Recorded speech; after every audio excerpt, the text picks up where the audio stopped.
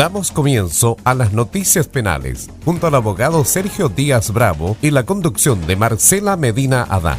Bienvenidos. Un tremendo agrado estar nuevamente junto a ustedes en esta mañana de día viernes. Saludos muy cariñosos a todos los auditores de Radio Esperanza FM. Bienvenidos a Temuco en el 101.3, Angol 93.1, saludos para Ancud 98.5. Pero muy contentos de saber que están al otro lado del dial. Saludamos también al abogado penalista y panelista de este programa, Sergio Díaz Bravo, todo con P. Hola Marcela, buenos días. Buenos días a todos los auditores también y a nuestros seguidores de las redes sociales. Iba a decir gracias por la invitación. Claro, usted se sentía como invitado. Está bien. Muy bien. No olviden que pueden tomar contacto en la red social de Facebook, también en Twitter. Queremos seguir sumando sus visitas en YouTube. Los invito a ver cómodamente este programa en un ratito más. Estará disponible para ustedes. Y como cada semana, la conducción que les habla, Marcela Medina Adán. Y a lo largo de todo Chile, nuestra señal online de esperanzafm.cl.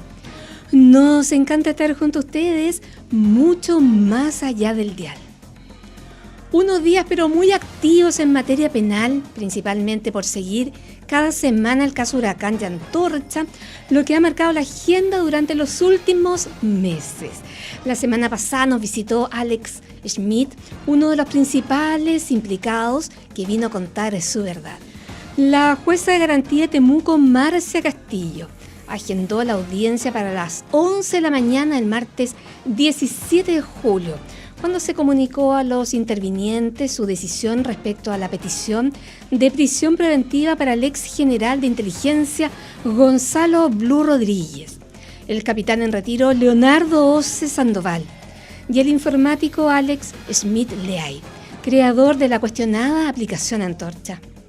La jueza Marcia Castillo resolvió decretar prisión preventiva para el ex capitán de la institución Leonardo Oces por peligro para la seguridad nacional, y se rechazó la medida para el ex general de inteligencia carabineros Gonzalo Blue y el informático Alex Schmidt.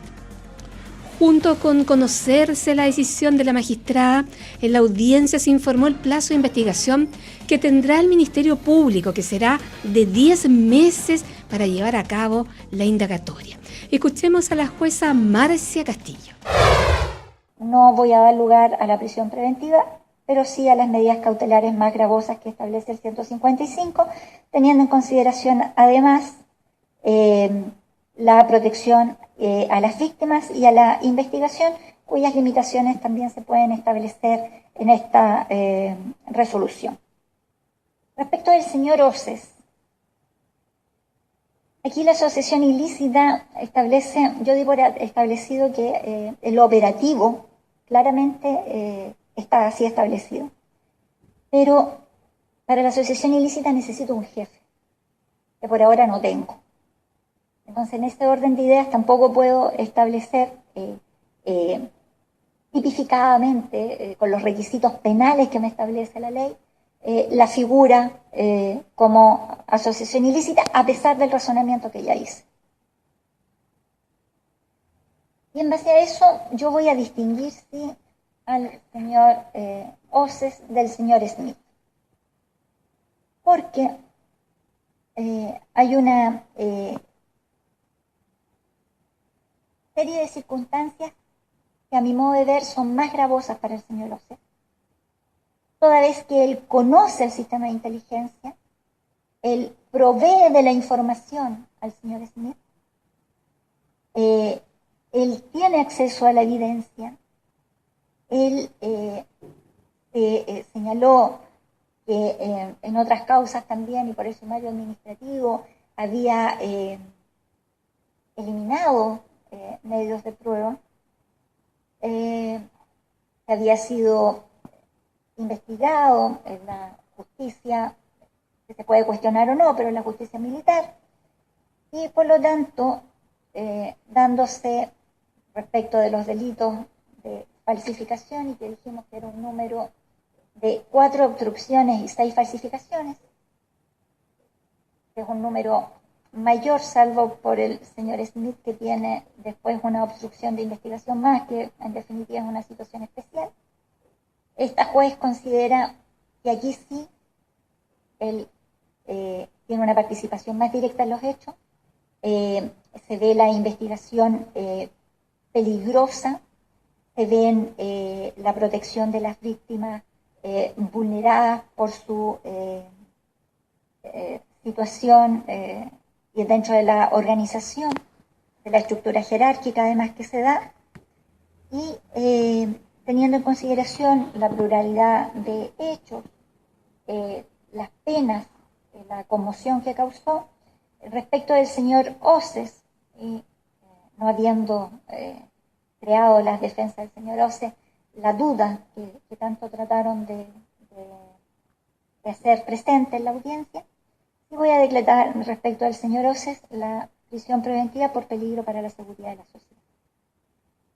Respecto al señor Smith, fuera de los hechos que ya conocemos, tiene un último hecho, el número 7 y final, que escuchamos gratamente a la Fiscalía ese día cuando llegó al número 7, la obstrucción a la investigación, que dice relación con una denuncia que él mismo hace de una situación que en verdad no ocurrió.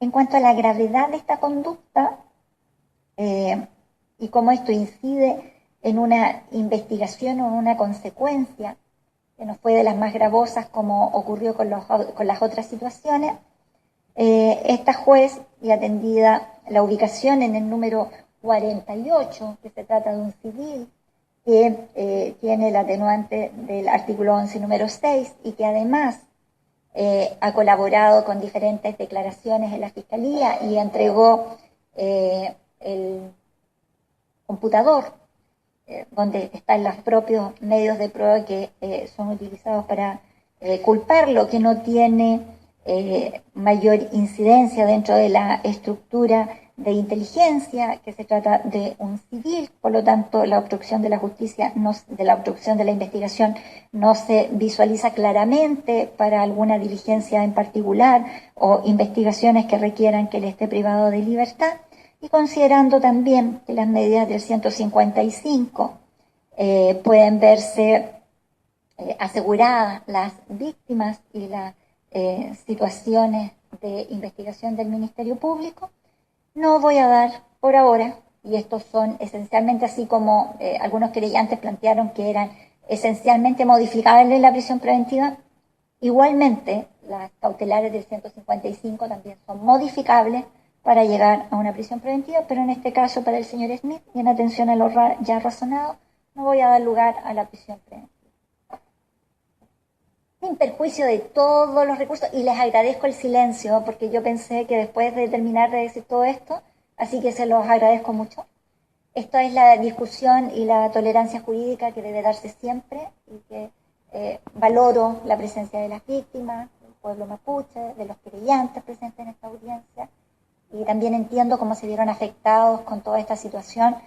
Yo leí y releí los antecedentes del fin de semana, y realmente, bueno, ya terminé la resolución, pero parecía increíble las historias que se contaban, parecía increíble cómo se construía, parecía increíble las consecuencias legales a las que se llegó.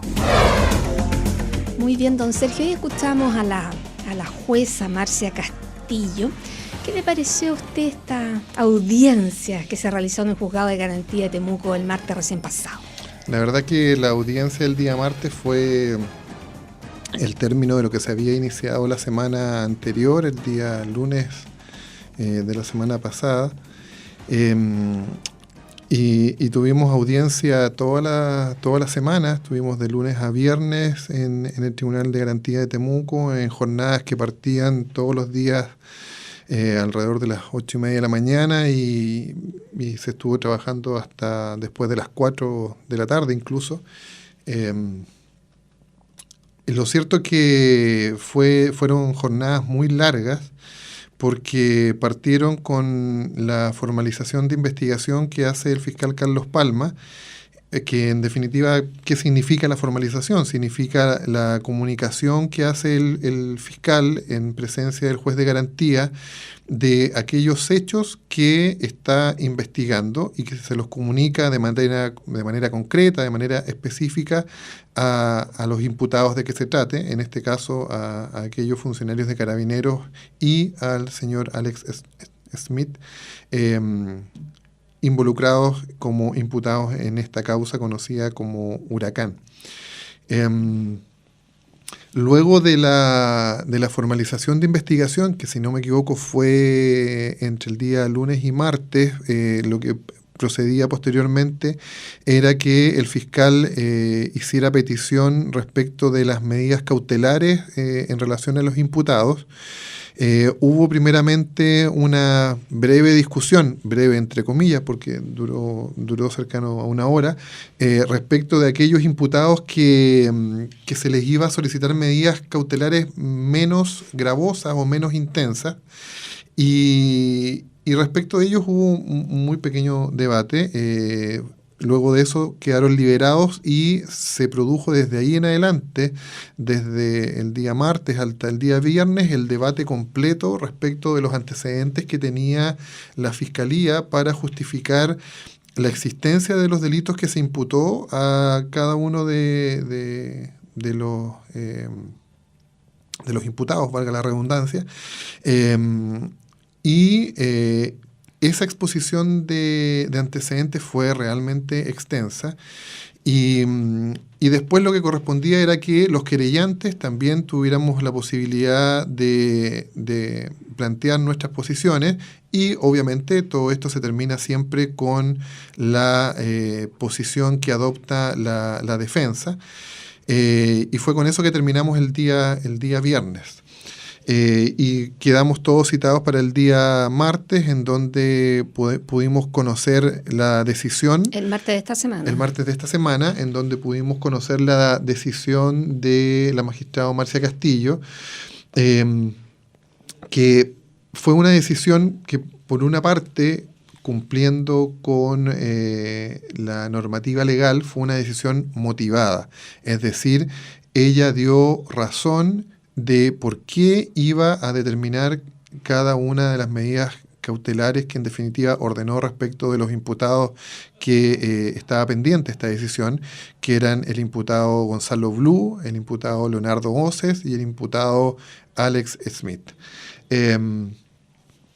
Ahora, lo importante, casi de manera pedagógica, es señalar que la prisión preventiva que el Ministerio Público había solicitado y que nosotros como querellantes habíamos apoyado, habíamos adherido a ella, la prisión preventiva en general debe cumplir con básicamente 3 requisitos. El primero es que esté justificada la existencia del delito, por otra parte que existan presunciones fundadas de participación y en un tercer lugar la necesidad de cautela, o sea, es necesario para estas personas por los delitos que se le imputa que estén en prisión preventiva. Esas son más o menos las preguntas que debe resolver el juez que está a cargo de este tipo de decisiones.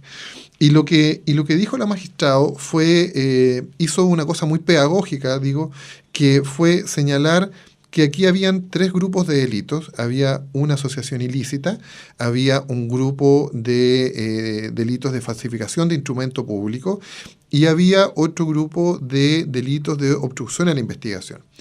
Y la magistrada en la audiencia del día martes fue desglosando con los antecedentes, primero desde un punto de vista teórico, jurídico, de si esos delitos se encontraban justificados.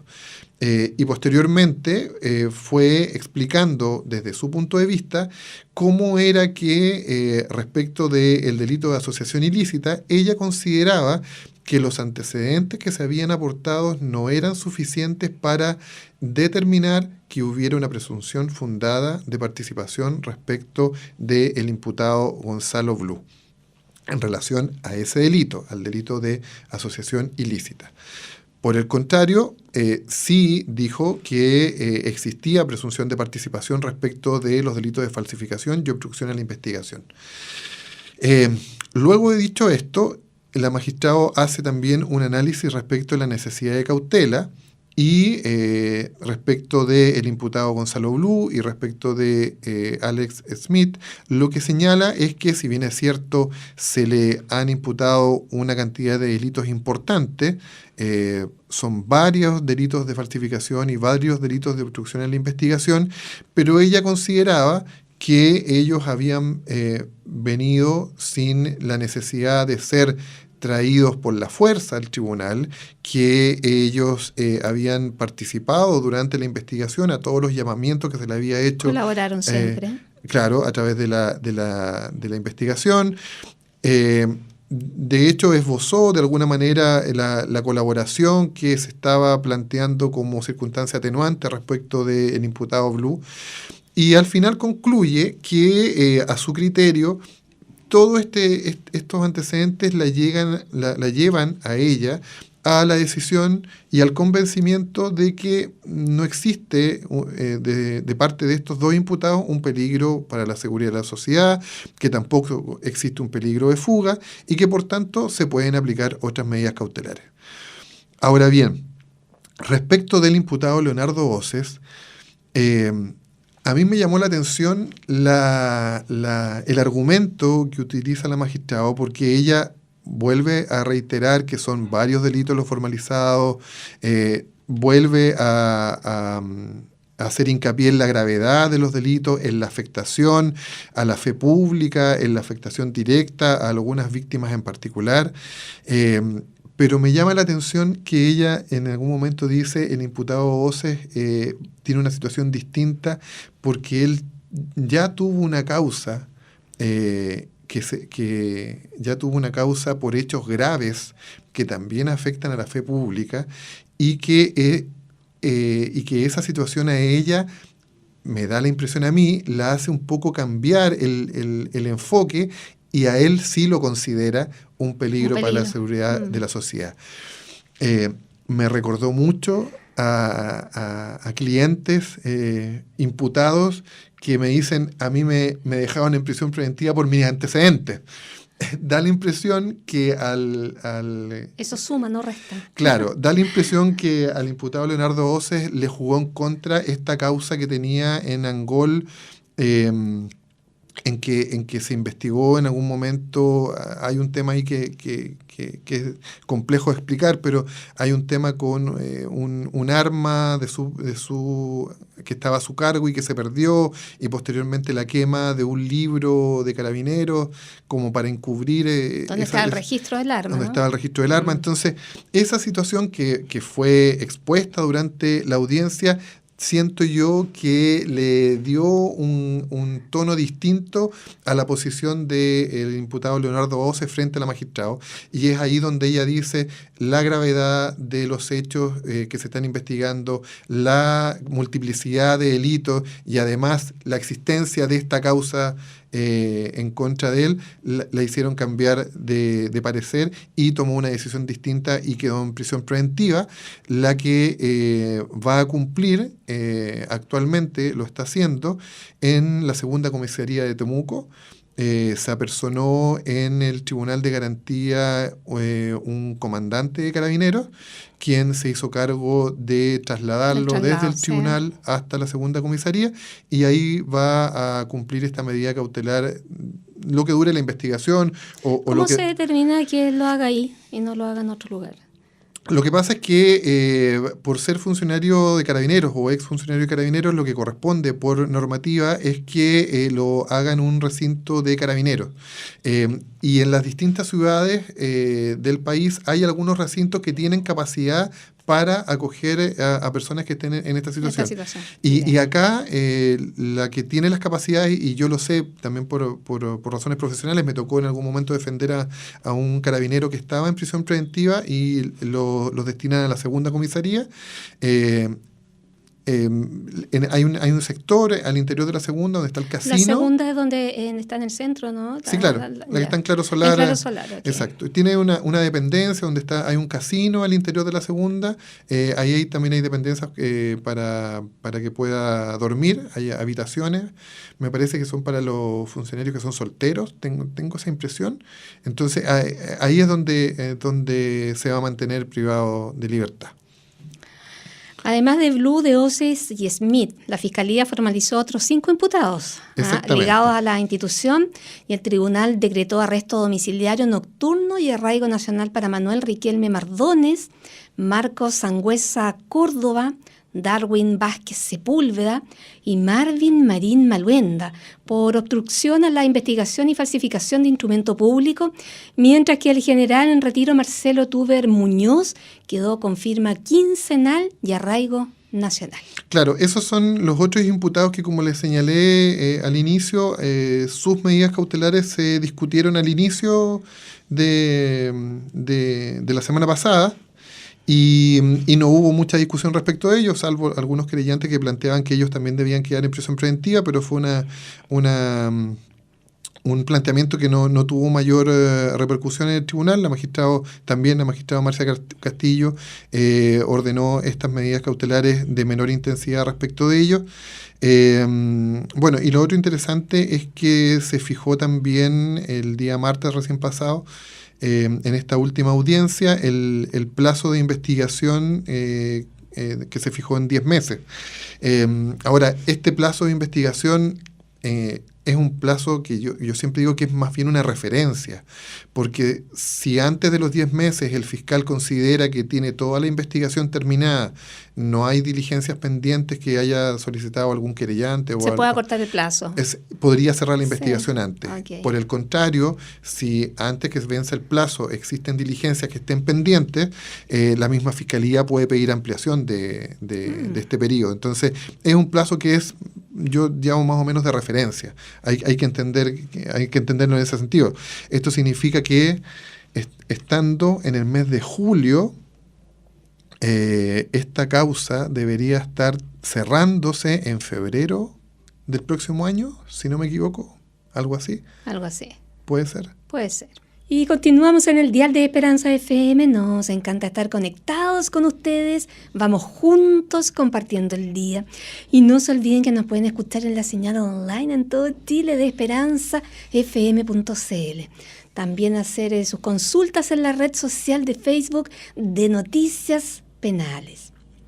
Es importante recordar, Sergio, que el general en retiro y ex jefe de inteligencia de Carabineros, Gonzalo Blue, pidió disculpas por las consecuencias que tuvo la llamada Operación Huracán. Dijo textual: yo pido mis disculpas, ya las pedí, a todas las personas afectadas, no solamente a los mapuches, a todas las personas afectadas, señaló el ex uniformado, que también señaló estar defraudado por muchos y engañados por otros.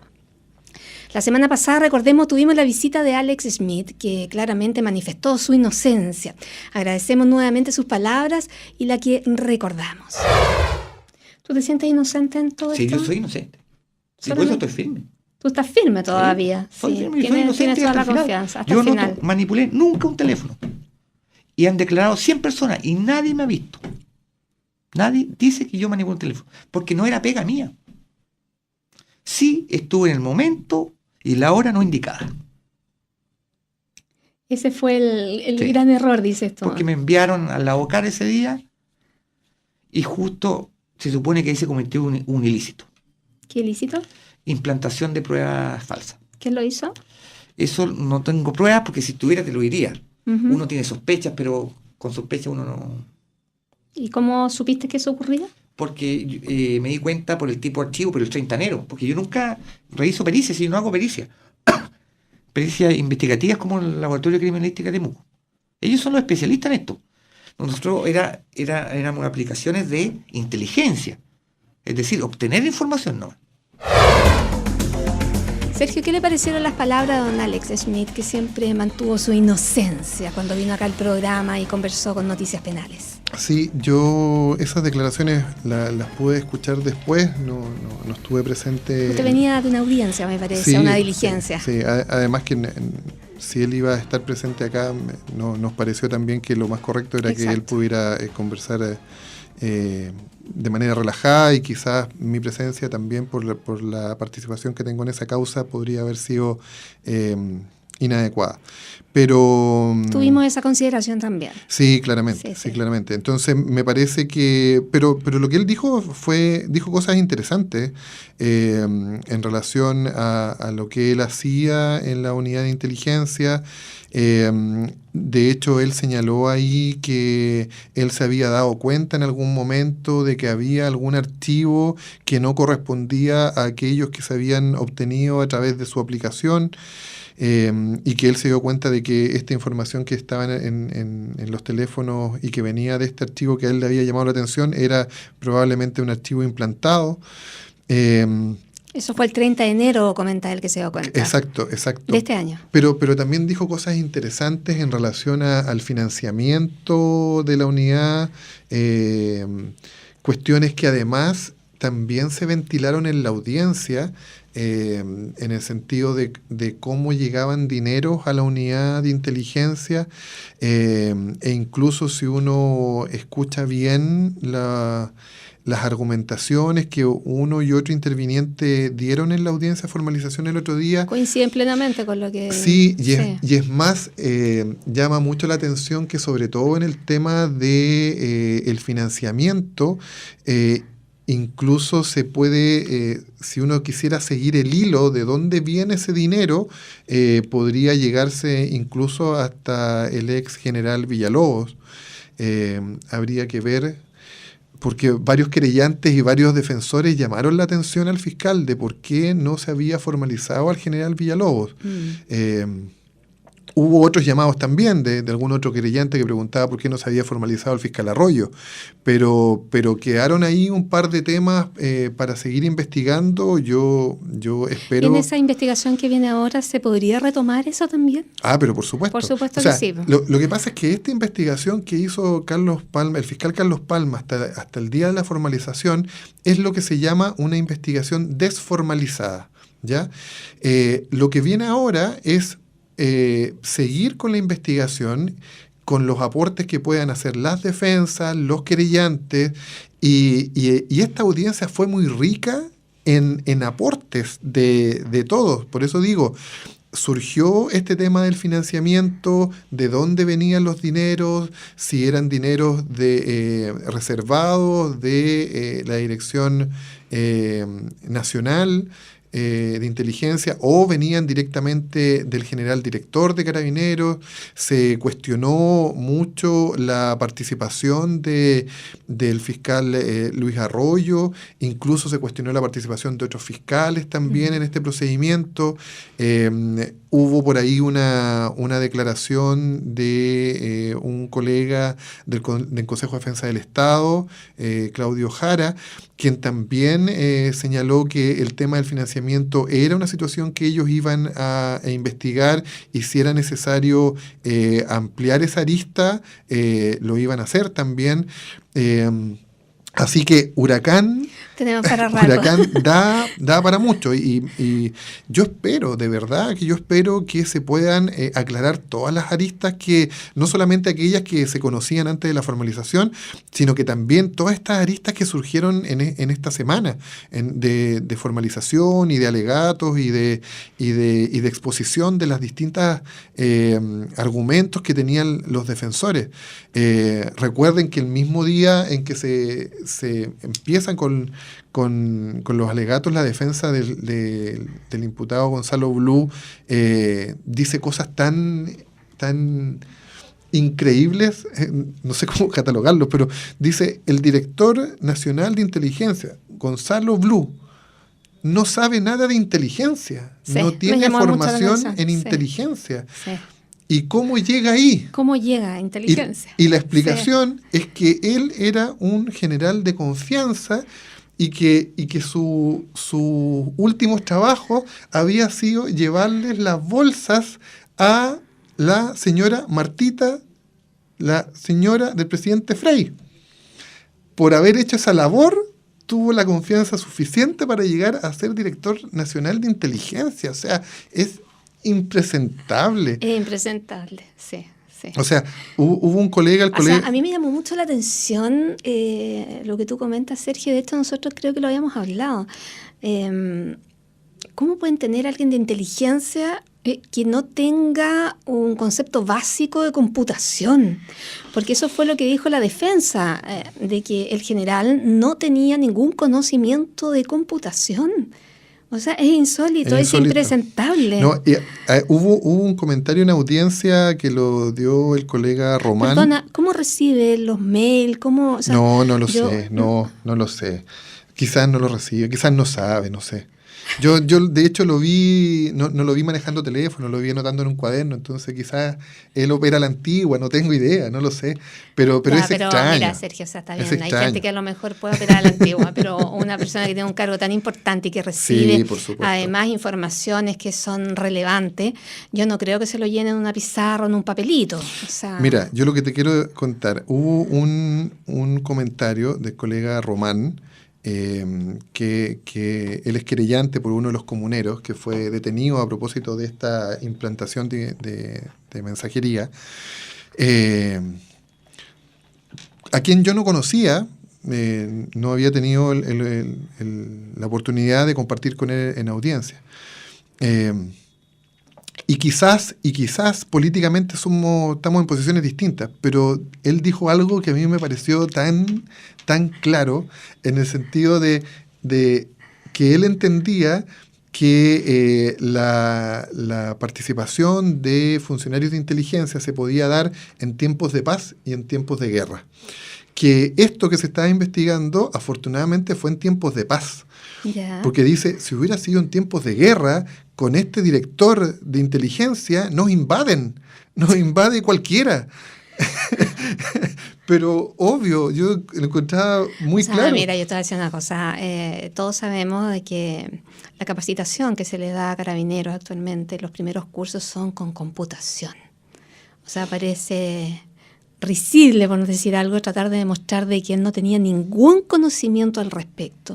O sea, es insólito que pueda manejar un nivel de inteligencia superior a nivel nacional y no tener conocimientos básicos, al menos, de computación.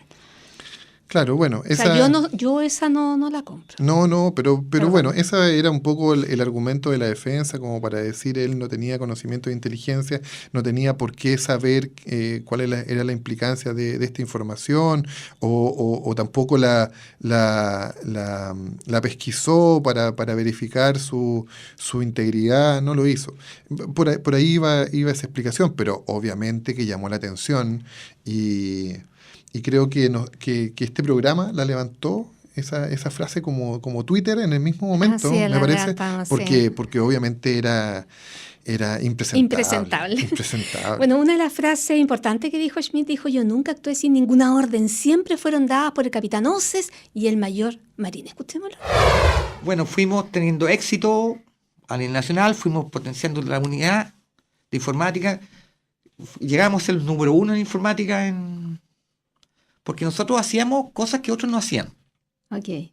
Nosotros monitoreábamos las redes sociales a través de malware. Entonces fue creciendo hasta que hubo un conflicto con fiscalía, con carabineros de inteligencia, hubo denuncias para allá, denuncias para acá, sí, y se denunció la implantación de algunos mensajes a ciertos comuneros de la Operación Huracán. Repíteme eso, ¿se implantó, dices tú? Yo no tengo pruebas porque yo no periciaba los teléfonos. Ya. Yo como civil, a mí ahora se me acusa que yo casi ponía los mensajes en los teléfonos. Yo en ningún momento pericio, porque no puedo porque soy civil, era civil. Solamente los peritos pueden periciar. Entonces habían archivos dudosos, que daba la impresión. ¿Esos archivos te llegaban a ti? Me llegaban las conversaciones, más que archivos, nunca me llegaban archivos. O sea, tú no tenías acceso directo a la conversación, a ti te llegaba la conversación. Sí.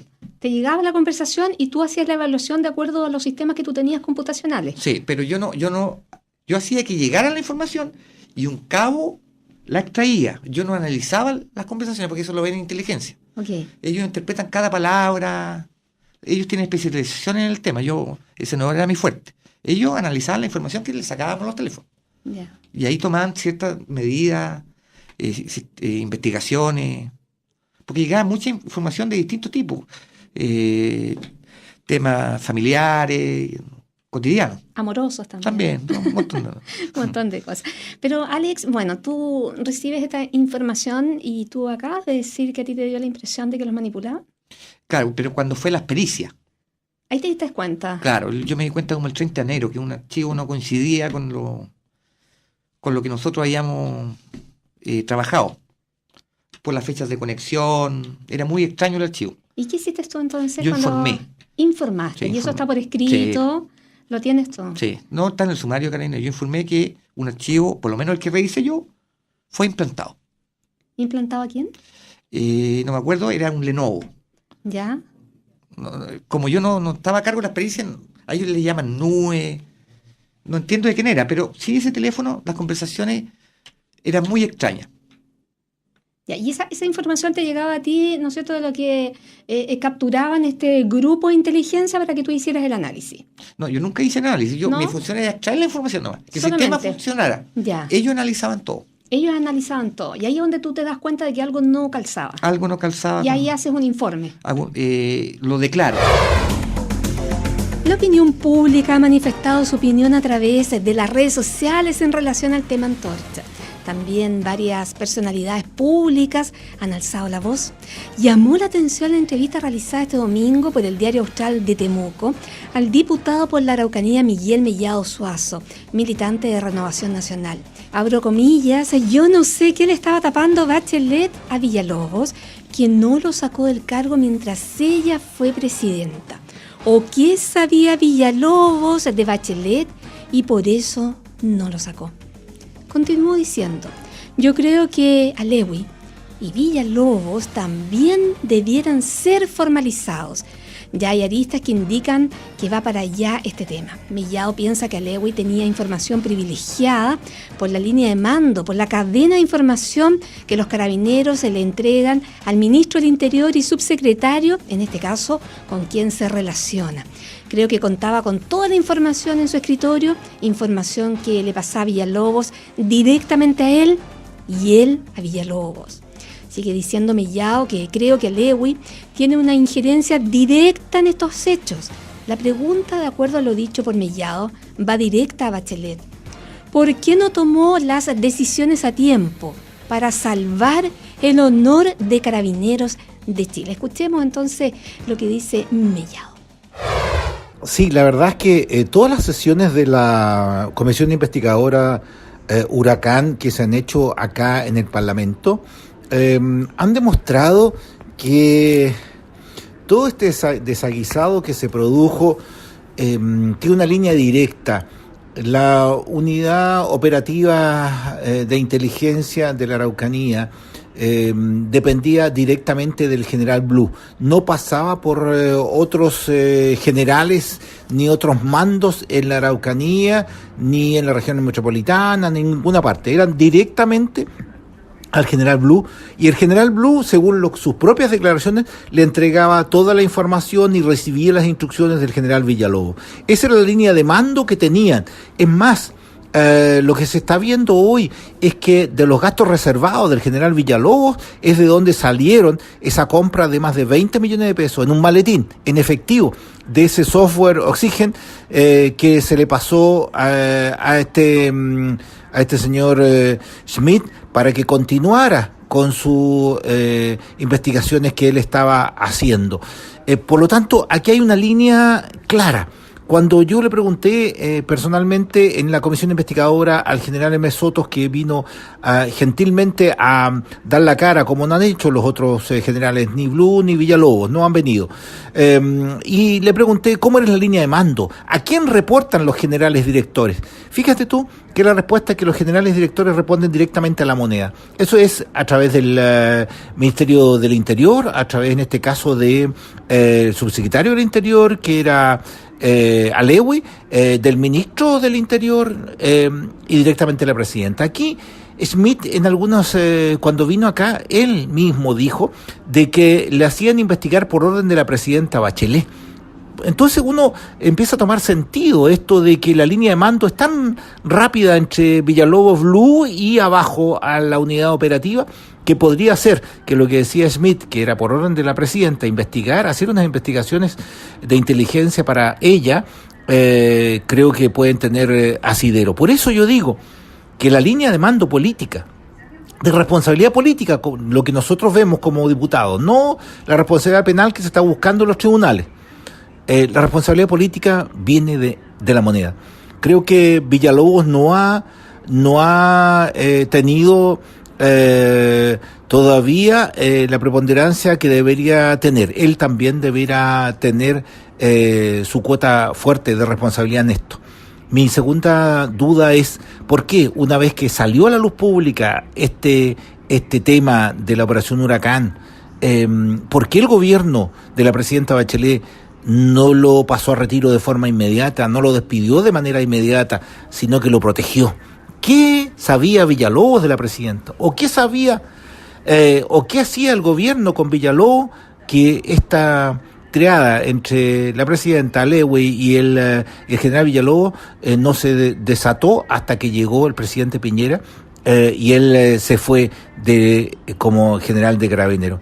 Además, fíjate tú que el estar durante tanto tiempo en la indecisión de no sacar al general Villalobos hizo bajar el cariño que tenía la gente de un 80% de Carabineros a cerca de un 40%. Y creo que eso es tremendamente importante, decir que por una inacción política del gobierno de Bachelet, la imagen de Carabineros se vino al suelo.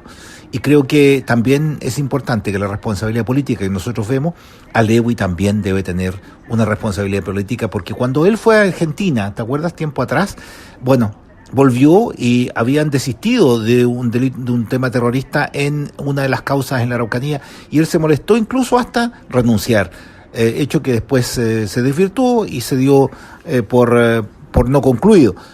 Por lo tanto, aquí hay hartas aristas que llaman poderosamente la atención, que seguiremos investigando en esta comisión en la cual formo parte, la comisión investigadora de Huracán. Y en paralelo se está el juzgamiento, ¿cierto?, de lo que hoy en la mañana hubo, que es el juzgamiento de las personas y las sentencias que debían haber a posterior, después de hacer todo lo que es la investigación. Es la formalización la que se hizo esta semana, y creo que es importante decirte sí que esto está interesante, porque están saliendo a la luz pública que algunas personas, sobre todo los que forman parte de la unidad de inteligencia, están culpando obviamente al de más arriba o al de más al lado, y entre ellos se va a empezar a saber cuál es realmente la verdad de todo esto. Ahí está la palabra de don Miguel Mellado. ¿Qué le parece, don Sergio, esta cadena?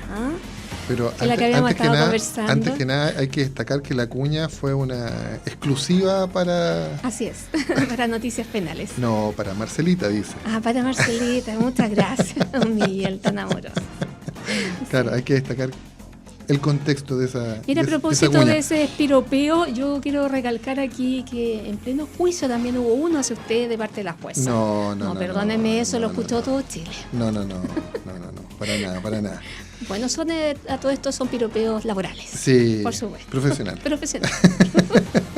Pero bueno. Retomemos el tema, relajemos un poco. Sí. Bueno, llama la atención lo que dice don Miguel Mellado. El diputado Mellado. El diputado Mellado. Fíjese que yo le encuentro un poco de razón en esta cadena que tiene que ir más arriba de los generales que estaban a cargo de este servicio de inteligencia. Sí, yo concuerdo en cierta medida con el diputado Mellado. Me parece que lo que pasa es que yo leo la entrevista del diputado Mellado y luego escucho ahora la cuña, y claro, concuerdo en lo general, en el sentido de que hay una línea investigativa que quizás debería el fiscal Carlos Palma seguir, y seguir hacia arriba, llegando incluso al general Villalobos, y lo que él plantea es que incluso hay que llegar hasta la expresidenta Bachelet. Pero si uno lee la entrevista y escucha este audio que le dio en exclusiva al programa, hay una diferencia. porque en la entrevista del diario, él dice... Diario Austral de Temuco. El Diario Austral de Temuco dice, yo creo que Alegui y Villalobos también deberían ser formalizados. Y lo que nos dice ahora en la cuña es que hay una responsabilidad política de ellos que es distinta a la responsabilidad penal. Entonces ahí como que interesante separa las aguas. Sí, claro. Separa las aguas. Sí. Yo creo que, como ya lo dije en el bloque anterior, esta audiencia que duró más de una semana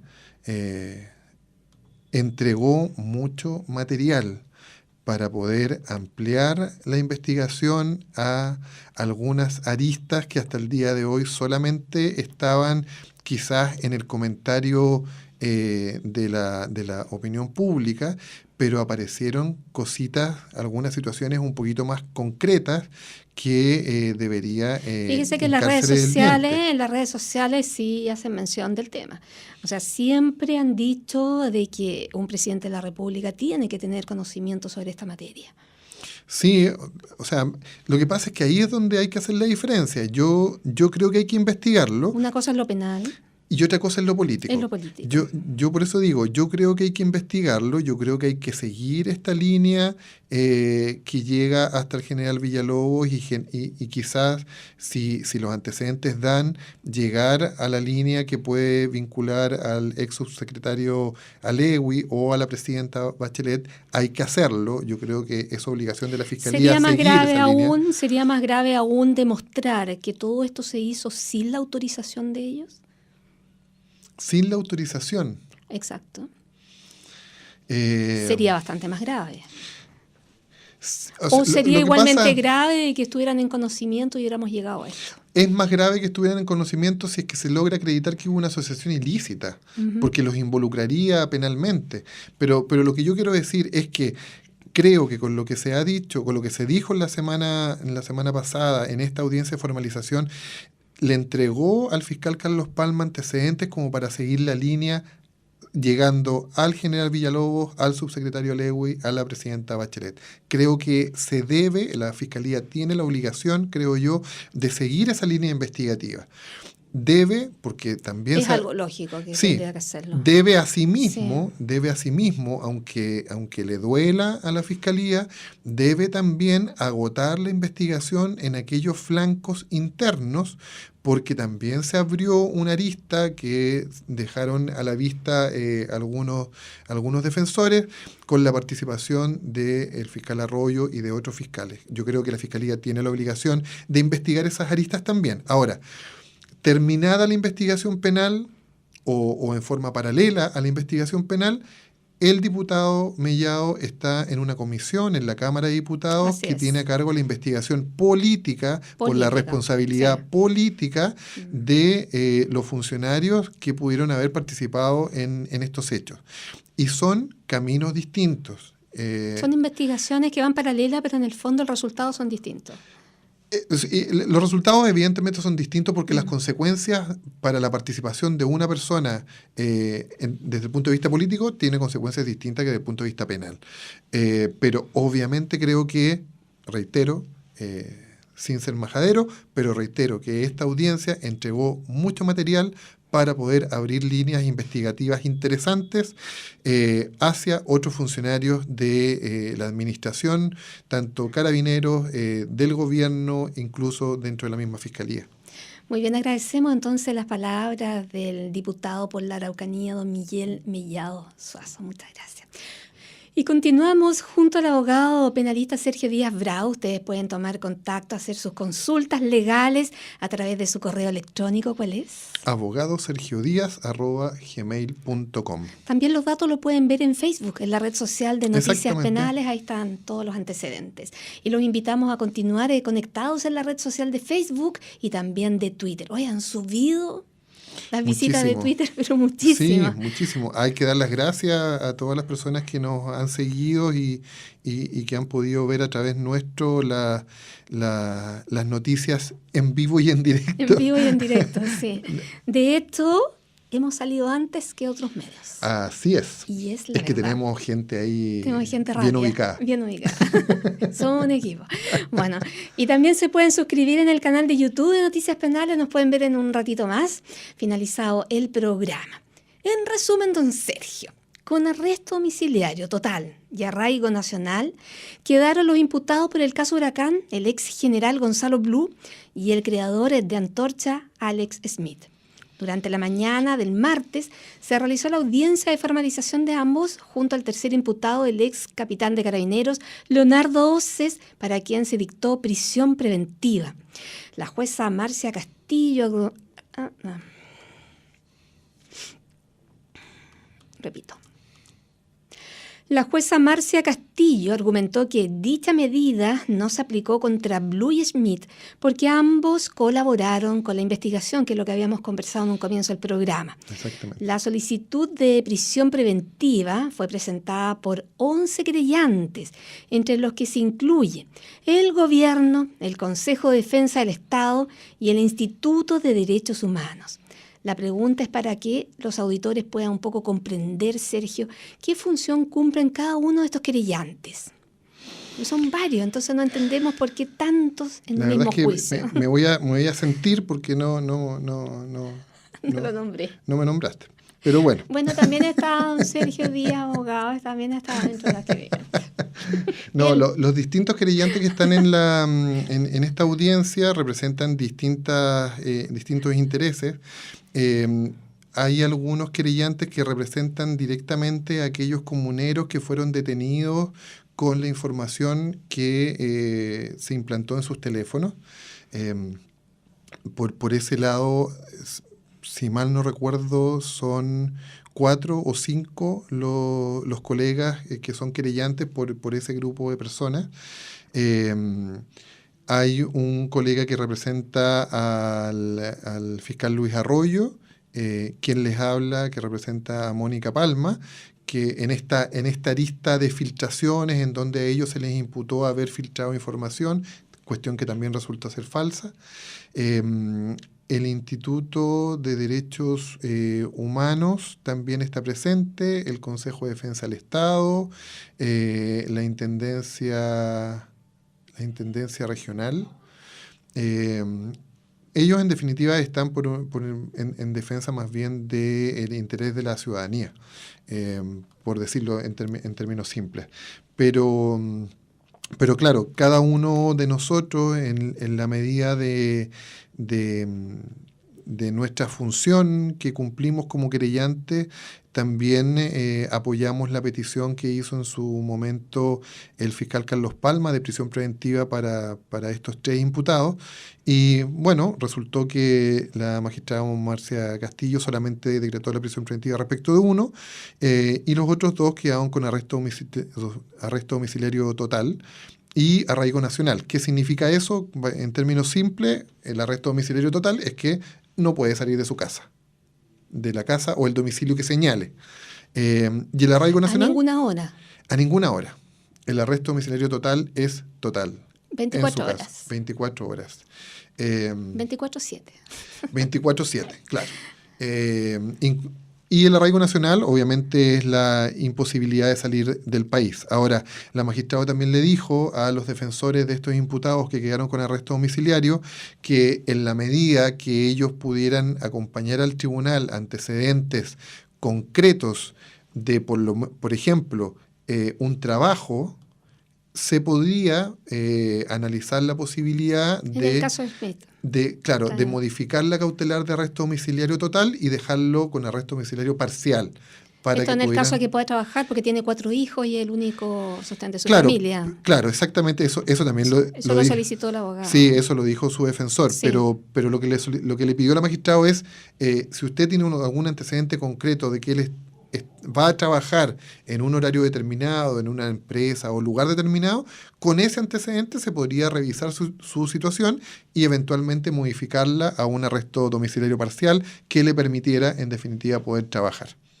¿En qué consiste la prisión preventiva? Están preguntando acá en las redes sociales, porque el tercer imputado, el ex capitán de Carabineros Leonardo Onces, para quien se dictó prisión preventiva. Entonces preguntan aquí, ¿qué es eso? La prisión preventiva es la privación de libertad en un recinto penitenciario, en una cárcel, de manera preventiva. Más allá de la discusión de por qué se dice preventiva, pero en general lo que se entiende es para que no se vuelva a cometer el mismo delito por la misma persona.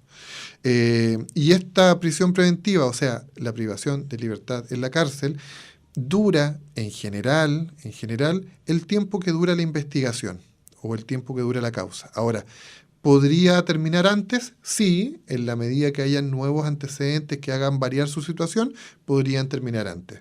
¿Podría mantenerse hasta el término de la causa, hasta aquel momento en que se le condene? Sí, también podría durar hasta ese momento. Es una resolución esencialmente modificable. En cualquier momento puede ser sujeto de alguna... No están incomunicados, ¿no? No están incomunicados, no. Podría sufrir algún tipo de modificación en la medida de que se aporten nuevos antecedentes y esa prisión preventiva podría disminuir, quizás salir de la cárcel y quedar con arresto domiciliario total o parcial como quedaron los otros imputados. ¿Esto de colaborar con la justicia rebaja una pena? Porque fue un factor a favor para Blue y Schmidt, ¿no? Sí, lo que pasa es que lo que se hizo referencia ahí es a la circunstancia de colaboración sustancial con el esclarecimiento de los hechos, que es una circunstancia atenuante que establece el Código Penal. Como circunstancia atenuante, para lo que sirve, en definitiva, es para tratar de que una pena que se le va a aplicar a una persona sea aplicada en el mínimo, o incluso si se puede tener más de un atenuante, podría ser menos del mínimo, incluso. La jueza habló que Schmidt facilitó su computador, de hecho. Sí. Para la investigación. Ahora, la magistrado sí... recalcó ese tema. Hizo referencia a la eventual consideración de la colaboración de los imputados Blue y Schmidt. Ahora, desde mi punto de vista, no era necesario que lo dijera porque es una circunstancia eventual. No es una circunstancia que hoy día esté completamente acreditada ni reconocida por la Fiscalía ni por el Tribunal. Entonces, quizás no debió haberlo dicho, no era necesario que lo hubiera dicho, pero lo utilizó como un fundamento para disminuir la responsabilidad. No disminuir la responsabilidad, porque ahí me equivoco en el concepto. Disminuir la gravedad de la imputación que se le estaba haciendo. Y por ese lado decir, mire, ellos no son peligrosos, colaboraron con la investigación, si bien es cierto son varios delitos, pero su pena probable no es tan alta. Formaba parte de esa argumentación. No era necesario que lo dijera, pero bueno, ya está, lo dijo y el sentido es ese. ¿Usted encuentra que quedaron todos conformes con este fallo o no? A mí me parece que es una muy buena resolución porque tuvo una exposición muy clara respecto de sus fundamentos, tanto respecto de la justificación de los delitos como las presunciones de participación. ¿Qué quiero decir con esto? Que la magistrado, luego de una semana de escuchar los alegatos de la Fiscalía y de los defensores, dijo, a mi criterio, aquí hay delito y hay participación. Y no hay un delito, hay varios delitos y hay participación en varios delitos. Eso me parece muy importante. La otra parte que dice relación con la necesidad de cautela y la necesidad de una prisión preventiva es más discutible, pero a mí me hace mucho sentido cuando luego de una resolución hay partes o hay intervinientes que toman una posición muy extrema, es decir, hubo gente muy contenta y hubo gente muy molesta.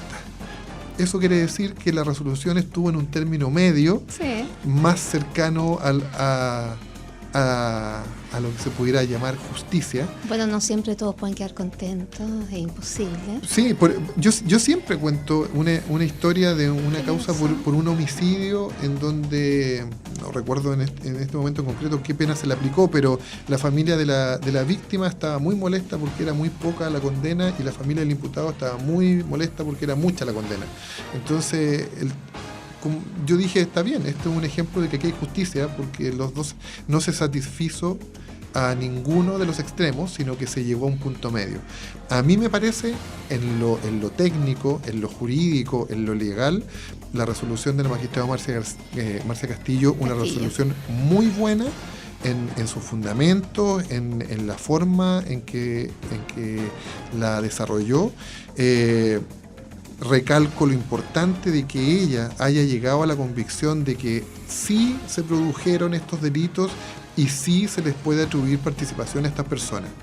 La necesidad de cautela y las medidas cautelares concretas es más discutible, pero lo importante es decir que aquí hubo un tribunal que respecto de don Gonzalo Blue, de don Leonardo Oces y don Alex Smith, lo que resolvió el tribunal es que ellos cometieron delitos o hay a lo menos antecedentes que dan cuenta de que ellos cometieron delitos y que ellos obviamente tuvieron participación en calidad de autores. Eso me parece lo más destacable de la resolución que dictó la magistrada Marcia Castillo.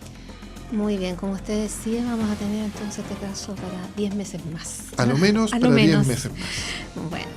Hemos finalizado el programa de hoy viernes. Felices de la sintonía, que tengan un lindo fin de semana para usted también, don Sergio. Muchas gracias.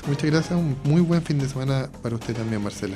Y los invitamos a continuar en el dial de Esperanza FM. Sigan junto a nosotros. Nos encanta estar junto a ustedes y que Dios los acompañe siempre.